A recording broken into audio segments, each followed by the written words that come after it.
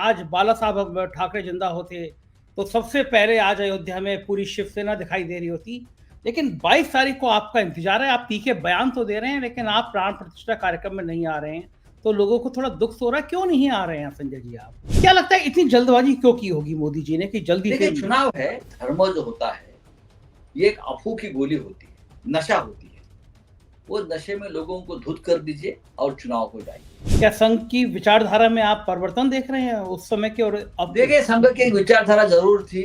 आज संघ भी जो है वो मोदी की एक्सटेंडेड पार्टी बन गई। आपका एक शिव सैनिक ऐसा था जिसने आपकी पार्टी तोड़ी, शिंदे साहब चले गए, तो वो तो आप ही के देखिए, साथ ही शिंदे थे। में इतनी हिम्मत नहीं है पार्टी तोड़ने की। संजय जी सब जेल में चले जाएंगे तो चुनाव की रणनीति कैसे बनेगी? चुनाव कैसे लड़ा जाएगा? महाराष्ट्र बहुत ही प्रोग्रेसिव स्टेट है। यहाँ डॉक्टर आम्बेडकर पैदा हुए, यहाँ शिवाजी महाराज पैदा हुए, यहाँ औरंगजेब नहीं पैदा होगा। औरंगजेब गुजरात में पैदा हुआ, तो वहां से वो पूरा डीएनए वहां है। आपको लगता है ईवीएम मैनेज है? सबको विश्वास है दाल में कुछ काला है, दया कुछ तो गड़बड़ है। नमस्कार, मैं हूं संजय शर्मा। आप देख रहे हैं 4PM न्यूज नेटवर्क।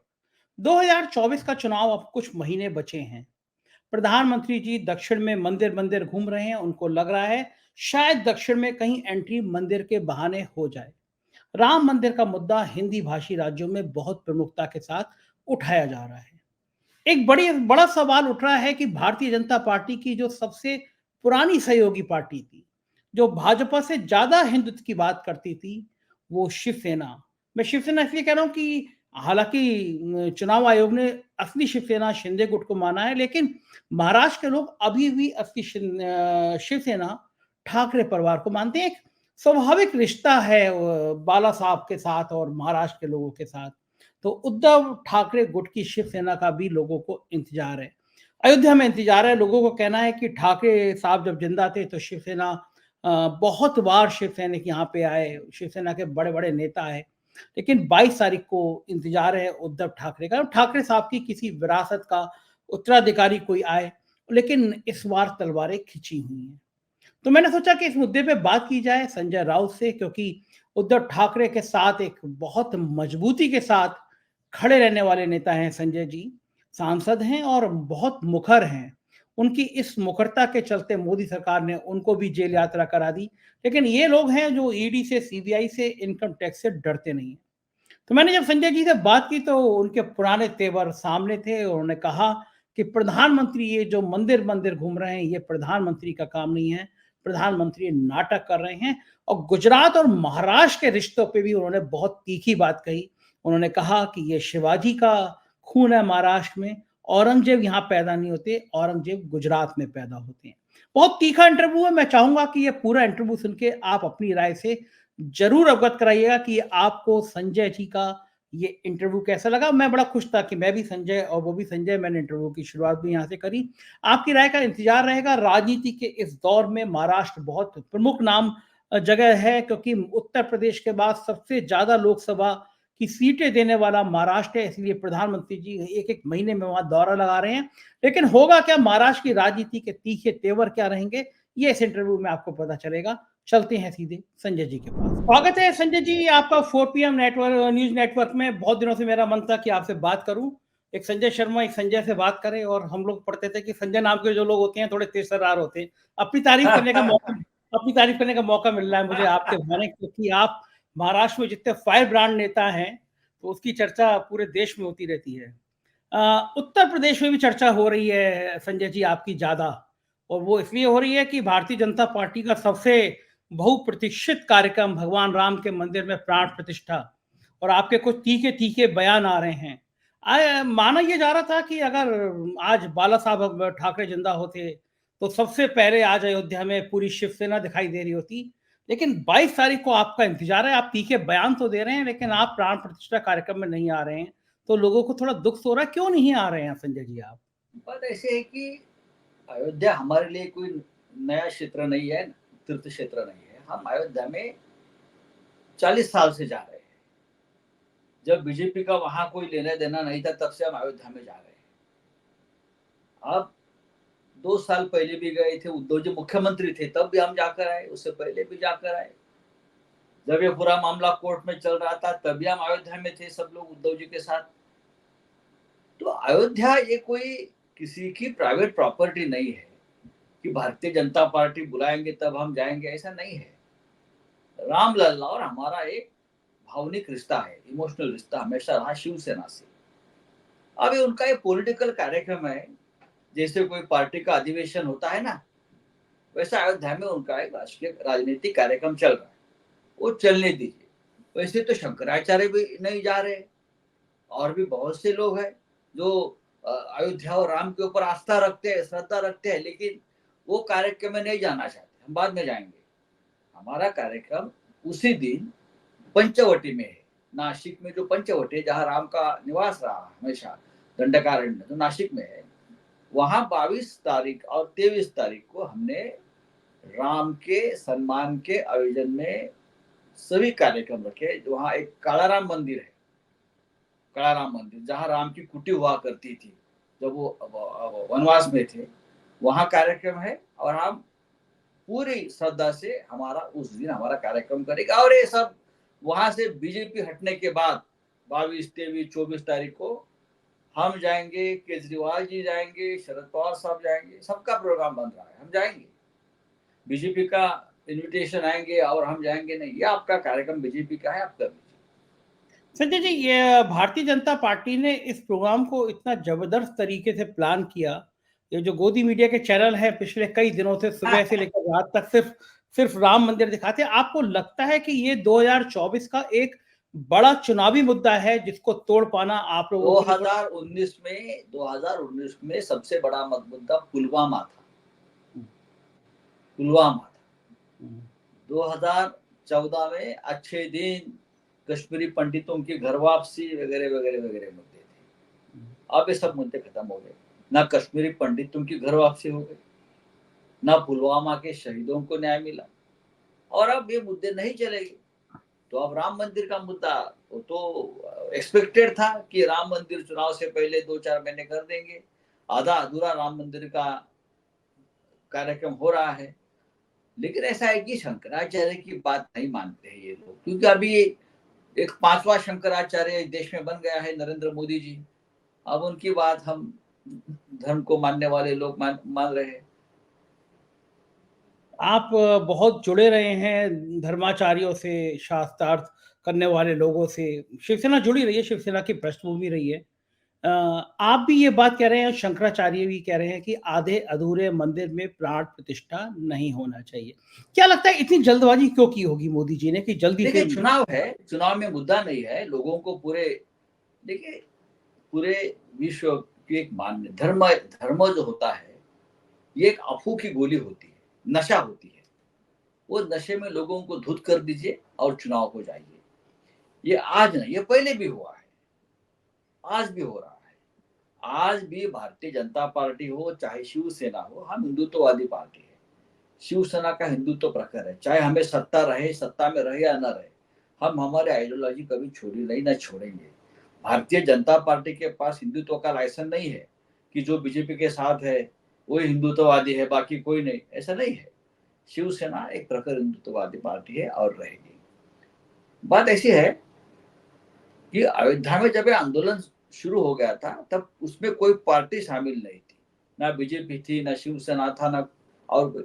बस पूरे देश के राम के भक्त, पूरे देश हिंदू एक साथ आए थे, पार्टी बिल्टी संगठन सब छोड़कर। लेकिन आज जब मंदिर होने जा रहा है सर्वोच्च न्यायालय के आदेश से, तो आज सिर्फ एक पार्टी वहां है, बीजेपी, बाकी सबको लोग भूल चुके हैं। जैसा उनका एक पॉलिटिकल एजेंडा होता है चुनाव का, प्रचार के लिए अब यही मुद्दा है, यही मुद्दा रहेगा, ये उनका पूरा 10 साल का प्लान होता है, 5 साल का प्लान होता है लोगों का। 2024 का चुनाव राम मंदिर पर लड़ेंगे, 2019 का चुनाव ये मुद्दे पर लड़ेंगे, और 2014 का चुनाव ये मुद्दे पर लड़ेंगे। लोगों को बाकी सब जो प्रश्न है, बेरोजगारी है, महंगाई है, वहां चाइना घुस गया है, हमारे सीमा पर असंतोष है, हाँ, वहां लद्दाख में चाइना घुस गया है, वहां मणिपुर अशांत है, इस मुद्दे पर प्रधानमंत्री ने बात करनी चाहिए, नहीं कर रहे। महाराष्ट्र में पहले कभी मोदी आते नहीं थे, लेकिन जब से सरकार बदली है यहाँ 8-10 बार आ गए, क्योंकि चुनाव है और यहाँ 48 सीटें हैं। लक्षद्वीप में चले गए 2 दिन, वहां मालदीव से झगड़ा कर यहाँ आ गए, वो भी राजनीति है। हर समय, हर स्टेप पर, हर कदम पर वो राजनीति करते हैं और सिर्फ चुनाव की राजनीति करते हैं, बाकी उनके दिमाग में कुछ नहीं। संजय जी, एक बहुत बड़ा संगठन जिसको राष्ट्रीय स्वयंसेवक संघ कहते हैं, विश्व हिंदू परिषद कहते हैं, वो पीछे खड़ा है। पूरे देश में हर घर में वो एक चावल और एक भगवान राम का फोटो, प्रसाद, किसी के घर में भी जब ये इस तरह की बातें पहुंचाई जाएगी भारतीय जनता पार्टी, तो आपके इंडिया गठबंधन के पास इसका रोकने का इलाज क्या है? क्या क्यों रणनीति? रोकना? वो क्या है? वो क्या देश की जरूरत है? नहीं, जरूर राम मंदिर हम सभी ने एक साथ आकर संघर्ष किया है। शिवसेना का योगदान आप डिनाई नहीं कर सकते उसमें, चाहे बीजेपी कुछ भी हो। हम लोग वहां थे, हमारे ऊपर चार्जशीट है, हाँ, या और रिकॉर्ड है, बाला साहब ठाकरे के ऊपर चार्जशीट है, हमारे सबके ऊपर चार्जशीट है। हमारे सांसद वहां जेल में थे सब, हमारे यहाँ से महाराष्ट्र से हजारों शिव सैनिक वहां गए थे। तो आप हमारा योगदान जो है अयोध्या में, अयोध्या के संघर्ष में, वो कोई नकार नहीं सकता है। हाँ, ये कोई आपकी व्यक्तिगत मामला नहीं है। हम रहेंगे वहां, हम जाएंगे वहां, वो हमारी भी भूमि है। संजय जी, बात करते हैं इंडिया गठबंधन की। जब भारतीय और जनता पार्टी आपने जो बात की आरएसएस की, हम्म, हम्म, राष्ट्रीय स्वयंसेवक संघ पीछे खड़ा है। हम्म, देखिए, राष्ट्रीय स्वयंसेवक संघ को हमने भी देखा है। राष्ट्रीय में हमने कभी आरएसएस को विरोध नहीं किया, लेकिन आज का आरएसएस, मोदी के जमाने का आरएसएस और जो आरएसएस हमने देखा है उसमें फर्क है। हम बाला साहब देवरस थे, रज्जू भैया थे, हम जाकर उनके पैर छूते थे। अरे रज्जू भैया मुंबई में आ रहे हैं, अरे बाला साहब देवरस जी मुंबई में आ रहे हैं। हम बाला साहब ठाकरे जी के साथ वहां जाते थे, उनके साथ बैठते थे, उनके साथ चर्चा होती थी हमेशा। लेकिन वो वाला संघ आज नहीं है। आज संघ भी जो है वो मोदी की एक्सटेंडेड पार्टी बन गई है। क्या संघ की विचारधारा में आप परिवर्तन देख रहे हैं उस समय के और अब के? देखिए, संघ की विचारधारा जरूर थी। संघ पूरे देश को लेकर साथ चलता था। उस वक्त हमने देखा है अटल बिहारी वाजपेयी, लाल कृष्ण आडवाणी जी, बड़े बड़े संघ के जो स्वयंसेवक थे वो सत्ता में रहे, लेकिन उस वक्त संघ का विचार था वो अटल जी के साथ भी चला जाता था, कभी आडवाणी जी के साथ चला जाता था। लेकिन देश का विभाजन हिंदुत्व के आधार पर करने की कोई किसी की मंशा नहीं थी। आज वो है। आज पूरा देश दो फाड़ हो गया है। ऐसा ही रहा तो ये देश टूट जाएगा, देश अखंड नहीं रहेगा। देश में फिर एक बार दंगे फसाद हो जाएंगे, समाज में भेदाभेदी हो जाएगी। ये बड़ा देश है, ये छोटा देश नहीं है। ये 140 करोड़ का देश है। हम हिंदुत्ववादी होने के बावजूद भी ये बात हम बार बार बोलते हैं कि देश सबको साथ लेकर चलेगा। संजय जी, एक वैचारिक बहुत मजबूती थी किसी जमाने में संघ, भाजपा और ठाकरे साहब डेफिनेटली। शिवसेना के प्रति, और जो सम्मान था बाला साहब ठाकरे का, कि चाहे वाजपेयी जी हों या आडवाणी जी हों, संघ प्रमुखों हमेशा ठाकरे साहब से मिलते थे, आते थे, और सबसे पुराने दोस्त रहे हैं आप लोग। क्या क्या चर्चा है कि क्या दोबारा से ये दोस्ती हो सकती है उद्धव ठाकरे जी की, जो ठाकरे बात जी ऐसी है कि भारतीय जनता पार्टी अपने आप को एक हिंदुत्ववादी पार्टी मानती है, लेकिन 25 साल से उनके साथ रहने वाली हिंदुत्ववादी पार्टी शिवसेना उनके साथ बेईमानी की, धोखा किया, पार्टी ही तोड़ दी। इसलिए तोड़ दी कि हमारे सामने कोई दूसरी हिंदुत्ववादी पार्टी खड़ी नहीं रहेगी, बस देश में सिर्फ हम ही रहेंगे। यह उनका अहंकार है। रहेंगे तो हम हिंदुत्ववादी, बाकी कोई नहीं रहेगा। ये अहंकार की वजह से शिवसेना को तोड़ दिया है, बाकी कुछ नहीं। लेकिन हम रहेंगे और हम उनके सामने चैलेंज खड़े करेंगे। संजय जी, इसलिए तो मोदी जी को महाराष्ट्र में एक महीने में 2-3 बार आना पड़ रहा है ना, हमारी पार्टी तोड़ने के बाद। वो तो इसलिए आना पड़ रहा है कि उत्तर प्रदेश के बाद सबसे ज्यादा लोकसभा बड़ा सीटें राज्य देने है, बड़ा वाला राज्य राज्य। महाराष्ट्र है। लेकिन या गलती तो आप लोगों की रही ना, आपका एक शिवसैनिक ऐसा था जिसने आपकी पार्टी तोड़ी, शिंदे साहब चले गए, तो वो तो आप ही की देखिए, था शिंदे में इतनी हिम्मत नहीं है पार्टी तोड़ने की, और शिंदे की इतनी औकात भी नहीं है कि पार्टी तोड़ो। हमें मालूम है, हम जानते हैं, हमारा साथी रहा है वो, किसी में उतनी हिम्मत नहीं है कि शिवसेना जैसे एक मजबूत पार्टी तोड़ो, इतनी बड़ी पार्टी तोड़कर बीजेपी के साथ सरकार बनाओ। ये तो दिल्ली का आदेश है, दिल्ली का डर है, ईडी का डर है, सीबीआई का डर है, पैसे की ताकत है, पावर है। अब देखिए, पूरे देश में यही हो रहा है ना।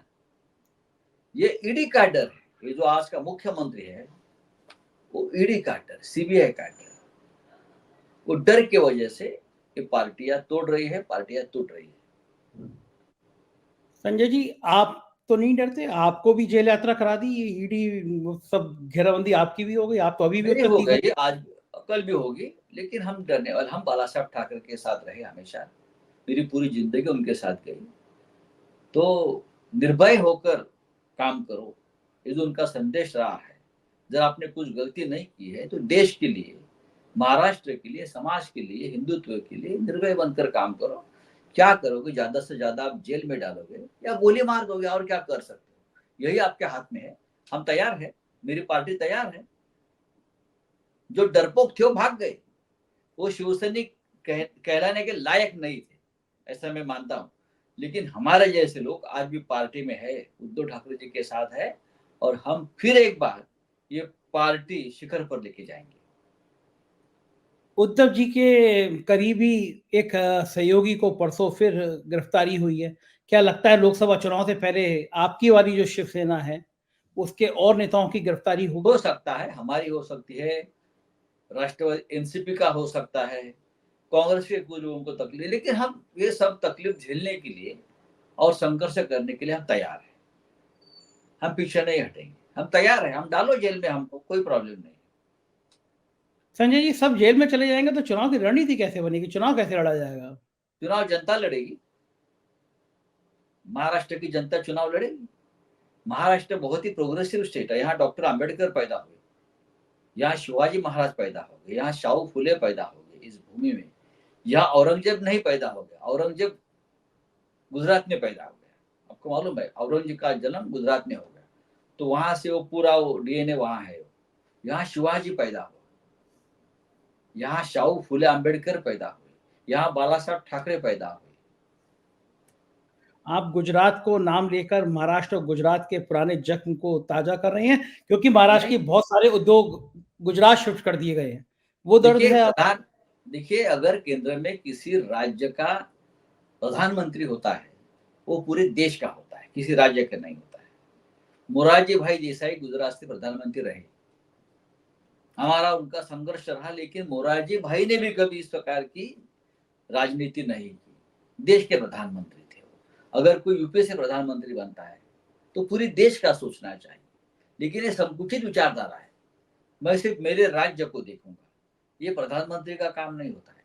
आप मुंबई का महत्व कम करने जा रहे हो। हाँ, आप देश में मुंबई जैसे और कुछ और बड़े शहरों को आप ताकत दीजिए कि मुंबई और बनाइए बाहर जाकर, लेकिन यहाँ से लूट कर यहाँ का रोजगार खत्म करना आप चाहते हो, मुंबई का और महाराष्ट्र का महत्व खत्म करना चाहते हो आप, उससे देश का नुकसान होगा।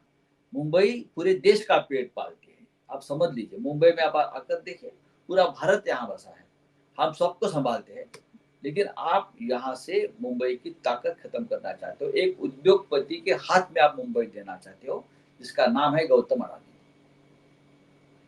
आपके सहयोगी शरद पवार तो उनके बहुत अच्छे दोस्त हैं, शरद पवार दोस्त के रहने उनके। दो, दोस्त दोस्त दोस्ती में और एक महाराष्ट्र के इंटरेस्ट की नीति में फर्क होता है, और जब ऐसी बात आती है तो पवार साहब हमारे साथ हमेशा रहेंगे।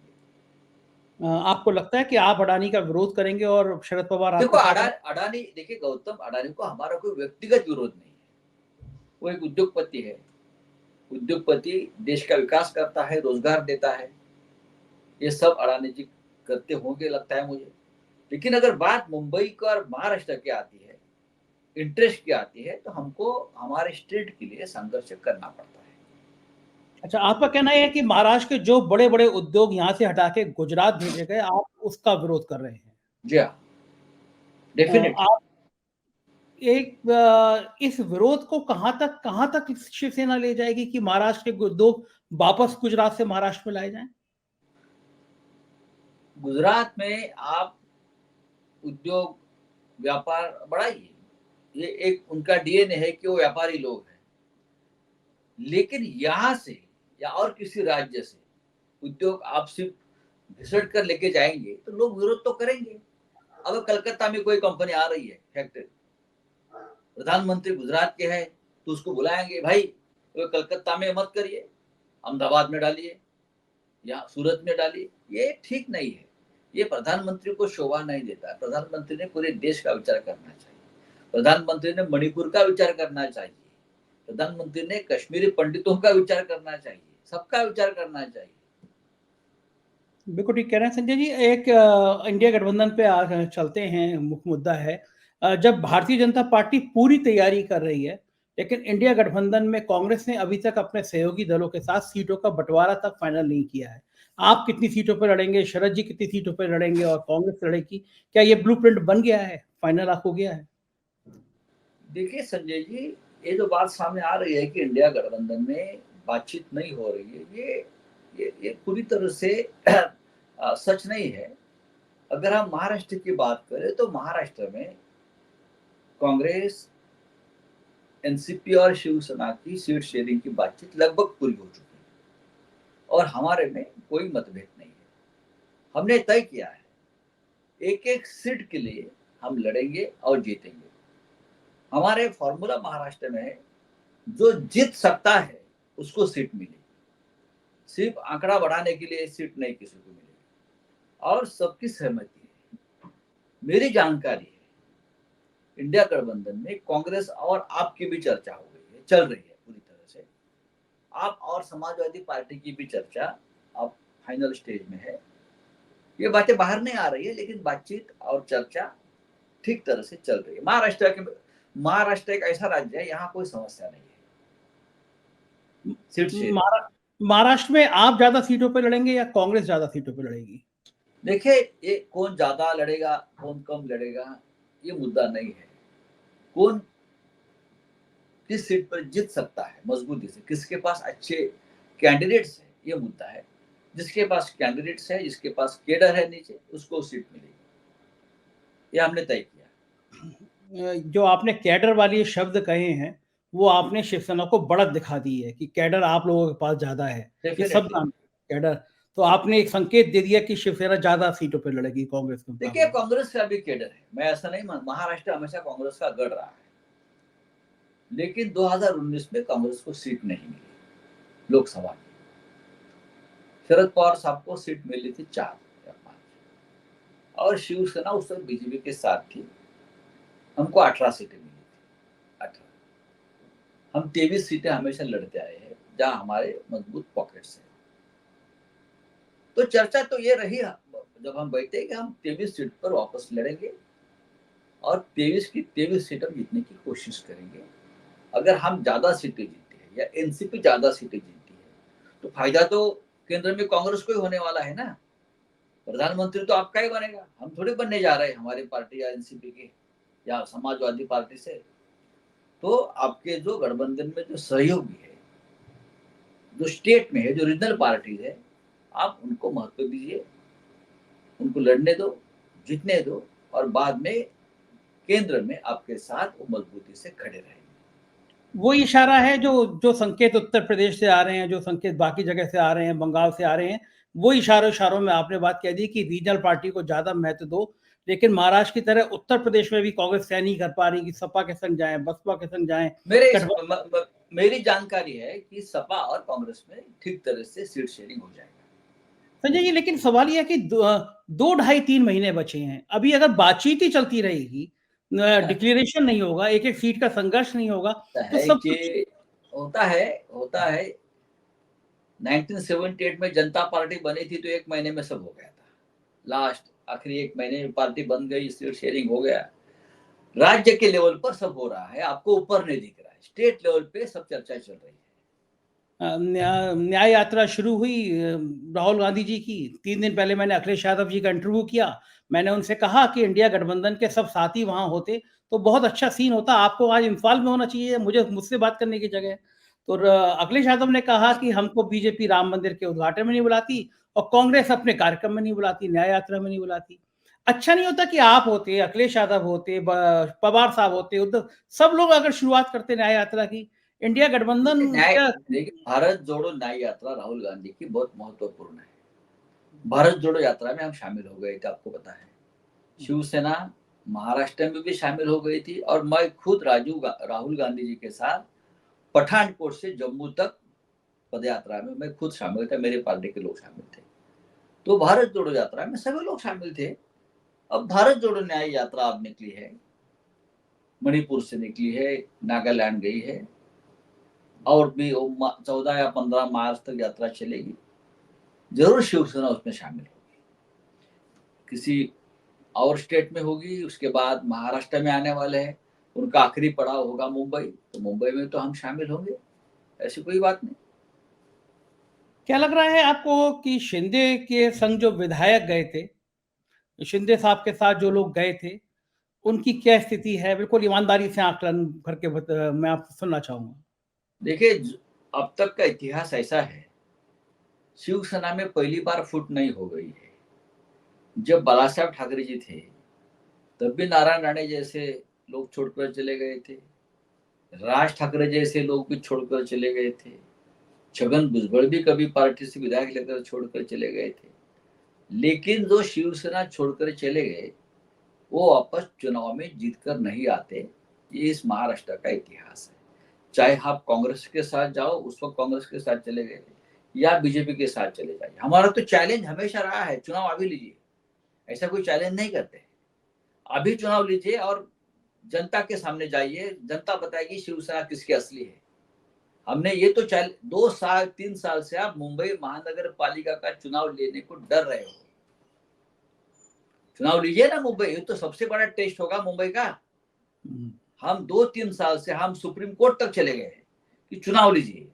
अगर किसी पार्टी कोई पार्टी डरती है तो चुनाव का आह्वान चैलेंज नहीं करती कि चुनाव लीजिए, जनता फैसला करेगी।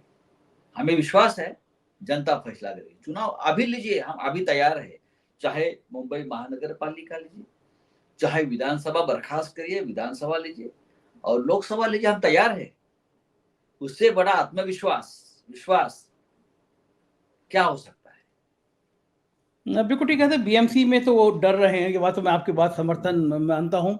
एक चीज और मैं पूछना चाहूंगा कि भारतीय जनता पार्टी तैयारी कर रही है और इन दिनों लगातार प्रधानमंत्री दक्षिण पे फोकस कर रहे हैं। तमिलनाडु के मंदिर मंदिर जा रहे हैं वो। दक्षिण में बीजेपी की हालत खराब है, ये सब जानते हैं, लेकिन आप उनकी मेहनत की तो तारीफ करेंगे। जहां कुछ नहीं है वहां भी प्रधानमंत्री इतनी मेहनत कर रहे हैं। प्रधानमंत्री ने देश में रोजगार बढ़ाने की कोशिश करनी चाहिए। मंदिर जाना, दर दिन पूजा करना, भस्म लगाना, ये तो सन्यासी का काम है। आप राजनीति भी करते हो, आप सन्यासी का भी काम करते हो। हाँ? बेरोजगारी के ऊपर बोलिए, महंगाई के ऊपर काम करिए, देश की सीमा असुरक्षित है उसके ऊपर आप काम करिए, महिलाओं के ऊपर अत्याचार हुए उसके ऊपर आप काम करिए। प्रधानमंत्री को काम बहुत है। मंदिर में जाना प्रधानमंत्री का काम नहीं है। सुबह उठकर एक मंदिर में जाते हो, ये आपका काम है क्या? हाँ, कौन सी संजय जी मेहनत है ये मेहनत नहीं है, उसे हम मेहनत नहीं बोलते। पंडित नेहरू ने देश के लिए मेहनत किया, देश खड़ा किया, इतने संस्थाएं खड़ी की, उसे मेहनत है। राजीव गांधी ने पूरा डिजिटल रिवोल्यूशन किया, ये मेहनत है। इंदिरा गांधी ने देश बनाया, हाँ, अटल जी ने काम किया, वो मेहनत है। हम मोदी जी जो कर रहे वो मेहनत नहीं है, वो टाइम पास है, टाइम पास चल रहा है। आप उसको टाइम पास कह रहे हैं, लेकिन उससे पार्टी को बहुत ताकत मिल रही है उनको। उनके पार्टी को हिंदू ताकत नहीं मिल रहे, देश को गुमराह करके चुनाव जीत रहे हैं। अगर हिम्मत है आप में, आप मेहनत करना चाहते हो तो ईवीएम हटाओ और बैलेट पेपर पर आ जाए। हिम्मत है तो आप में पता चलेगा। जिस चुनाव यंत्रणा पर लोगों का विश्वास नहीं है, आप सबसे बड़ी डेमोक्रेसी है ना, आप पूरे विश्व को डेमोक्रेसी डेमोक्रेसी लोकतंत्र है, तो जाइए ना, लोगों की मांग है कि बैलेट पेपर पर चुनाव करिए। आपकी भी कभी मांग रही है, ईवीएम हटाइए, लोगों का विश्वास नहीं है, मैं जो बटन दबा रहा हूँ वोट कहाँ जा रहा है लोग देख नहीं पा रहे हैं। आप जिस तरह से जीत रहे हो, लोग आपके विजय के ऊपर विश्वास नहीं रख रहे हो, ये फ्रॉड है बोल रहे हैं, और प्रधानमंत्री मेहनत कर रहे हैं। ये क्या मेहनत होता है क्या? आपको लगता है ईवीएम मैनेज है? अभी तो लगने लगा है। मध्य प्रदेश का नतीजा देखने के बाद सबको विश्वास है दाल में कुछ काला है, दया कुछ तो गड़बड़ है। लेकिन अगर दया गड़बड़ है तो फिर तो आप 2024 भी हार जाएंगे अगर ईवीएम नहीं, मैनेज। देख लेंगे, देख लेंगे, देख लेंगे। ईवीएम के खिलाफ इंडिया गठबंधन बहुत बड़ा अभियान क्यों नहीं शुरू कर रहा? नहीं नहीं, अभियान हो गया, सुप्रीम कोर्ट चले गए, इलेक्शन कर, देखिए सभी संस्थाएं गूंगी हो गई है, अंधी हो गई है। जो घटनात्मक संस्था है, संवैधानिक, राज्यपाल हो, न्यायालय हो, इलेक्शन कमीशन हो, कोई सुनने को तैयार नहीं, कोई बात करने को तैयार नहीं, सब डरे हुए मरे हुए लोग हैं। ये क्या डेमोक्रेसी का रक्षण करेंगे? ये कौन से हमारे डेमोक्रेसी का रफालदार है? आपको लगता नहीं है कि अगर दोबारा मोदी जी आ गए तो फिर और ज्यादा बुरा हाल होगा आप लोगों का? नहीं, मोदी नहीं आएगी। एक आखिरी सवाल संजय जी, आपने कहा कि सहयोगी दलों को आगे बढ़ाएं, प्रधानमंत्री तो कांग्रेस का ही होना है, तो आपने इशारा कर दिया कि अगर इंडिया गठबंधन की सरकार आती है तो प्रधानमंत्री कांग्रेस का होगा।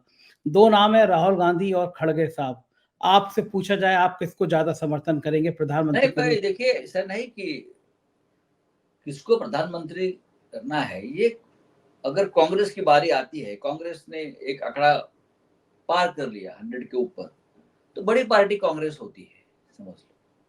तो कांग्रेस को ही चॉइस है ना, कांग्रेस चॉइस करेगी। मैं किसी का नाम, राहुल गांधी नहीं बनना चाहते मेरे हिसाब से। राहुल जी से हमारी बातचीत होती है, राहुल गांधी आज उस मूड में नहीं है, लेकिन राहुल गांधी देश में एक जागरूकता लाना चाहते हैं। राहुल गांधी कांग्रेस को खड़ा करना चाहते हैं।